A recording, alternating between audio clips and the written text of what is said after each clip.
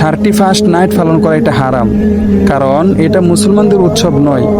রাসূল সাল্লাল্লাহু আলাইহি ওয়াসাল্লাম নিজে বলে গিয়েছেন মুসলিম শরীফের হাদিসে, যে ব্যক্তি অন্য কোনো জাতির অনুসরণ করবে সেও ওই জাতির মাঝে লিপ্ত হয়ে যাবে।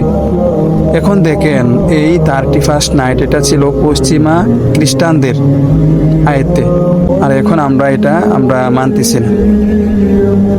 আমাদের তো এই একটি বছর আমাদের জীবন থেকে যে চলে যাচ্ছে ওইটা নিয়ে আফসোস করা দরকার, যে আমাদের জীবন থেকে একটি বছর চলে যাচ্ছে। আমরা তা না করে আমরা আরো নিজের থেকে আনন্দ করে উল্লাস করে আমরা নিজের জীবন থেকে একটি বছরকে আমরা বিদায় দিচ্ছি। এটা তো মুসলমানদের কথা না। আমাদের কথা ছিল যে একটি বছর চলে যাচ্ছে, আল্লাহ তাআলাকে চেয়ে দোয়া করা যে আল্লাহ, আমরা তো সারা বছর কি করেছি নিজেও জানি না, আপনি তো জানেন।